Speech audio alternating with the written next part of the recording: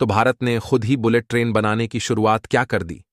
अब तो जापान की कंपनियां भारत से बुलेट ट्रेन के प्रोजेक्ट को लेने के लिए हाथ फैला रही हैं। दरअसल हाल ही में भारत के रेल मिनिस्टर अश्विनी वैष्णव ने खुद भारत में एनबीटी ने असली बुलेट ट्रेन बनाने का डिसीजन लिया है, क्योंकि अभी तक मुंबई और अहमदाबाद के बीच जो बुलेट ट्रेन चलाई जानी है उसे हम जापान से खरीदने वाले हैं।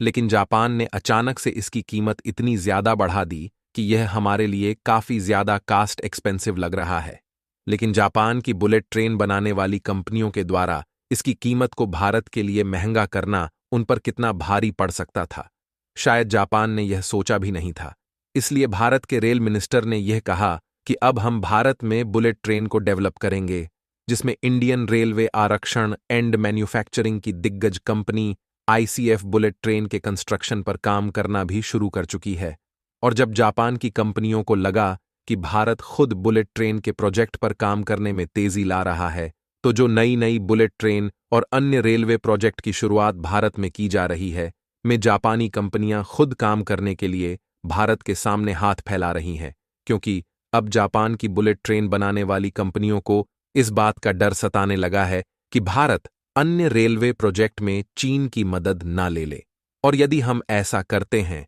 तो बुलेट ट्रेन को बहुत ही जल्द और कम इन्वेस्टमेंट में दौड़ा सकते हैं। लेकिन हम सिक्योरिटी पर्पज के कारण चीन से दूर हटते हुए हैं।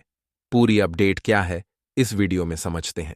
लेकिन आगे बढ़ने से पहले जापान की बुलेट ट्रेन बनाने वाली कंपनियां दोबारा से भारत के सामने झुकती हुई दिखाई दे रही हैं। उसके लिए वीडियो को एक लाइक करके चैनल को सब्सक्राइब जरूर कर लीजिए। दरअसल भारत ने साल 2019 में बुलेट ट्रेन दौड़ाने का सपना देखा था और उस समय यह डिसीजन लिया गया था कि साल 2026 तक मुंबई और अहमदाबाद के बीच हाई स्पीड रेल प्रोजेक्ट को तैयार कर लिया जाएगा, जिसमें 250 किलोमीटर प्रति घंटे की रफ्तार से बुलेट ट्रेन दौड़ाई जाएगी, ताकि मुंबई और अहमदाबाद के बीच जो यात्रा का समय है वह लगभग आधा हो सके। लेकिन इस प्रोजेक्ट पर जिस तरीके से काम चल रहा है, यह प्रोजेक्ट कुछ ज्यादा ही डिले हो चुका है और शायद भारत की कंपनियां अकेले इस प्रोजेक्ट पर काम करती तो और जल्द ही यह पूरा हो सकता था। लेकिन हमारे पास बुलेट ट्रेन बनाने की टेक्नोलॉजी न होने के कारण हमने इसमें जापान की मदद ली, जिसमें मुंबई और अहमदाबाद के बीच जो बुलेट ट्रेन के लिए कॉरिडोर बनाया जा रहा है, इसमें पूरी तरीके से जापान की टेक्नोलॉजी का इस्तेमाल किया जा रहा है। लेकिन फर्क इतना है कि जापान की टेक्नोलॉजी तो गरुड़ इस्तेमाल हो रही है, लेकिन इसमें काम भारत की कंपनियां ही कर रही हैं और बुलेट ट्रेन के लिए जो इन्वेस्टमेंट है वह भी भारत की तरफ से की जा रही है। यानी कि एक तरीके से देखा जाए तो यह एक हाई रेल प्रोजेक्ट है, जिसमें भारत की आईसीएफ और जापानी कंपनियां मिलकर इस हाई स्पीड रेल कॉरिडोर का सेटअप कर रही हैं। अच्छी बात यह है, इसका लगभग 80% काम पूरा हो चुका है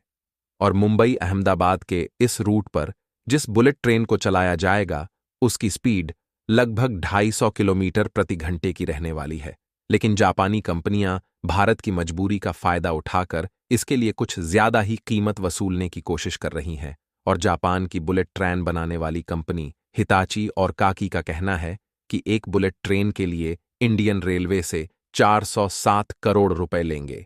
जबकि इंडियन रेलवे यह नहीं चाहती कि इस तरीके के बुलेट ट्रेन के लिए केवल कुछ टेक्नोलॉजी न होने के कारण हमसे ज्यादा कीमत वसूली जाए। लेकिन जापानी कंपनियों को शायद इस बात का अंदाजा नहीं है कि वह भारत के लिए बुलेट ट्रेन को महंगी करके अपने आप का कितना बड़ा नुकसान कर बैठी है, क्योंकि जापान की बुलेट ट्रेन हमारे लिए महंगी पड़ जाने के कारण इंडियन रेलवे की दिग्गज कंस्ट्रक्शन कंपनी मानी जाने वाली आईसीएफ ने बुलेट ट्रेन को बनाने के काम पर तेजी कर दी, जिससे जापान की बुलेट ट्रेन बनाने वाली हिताची और कावासाकी को लगा कि उनका काफी बड़ा नुकसान होने जा रहा है और भारत में अहमदाबाद और मुंबई के बीच बुलेट ट्रेन वाला प्रोजेक्ट उनके हाथ से निकलने वाला है। इसीलिए अब जापान की यह कंपनी भारत के आगे झुकती हुई दिखाई दे रही।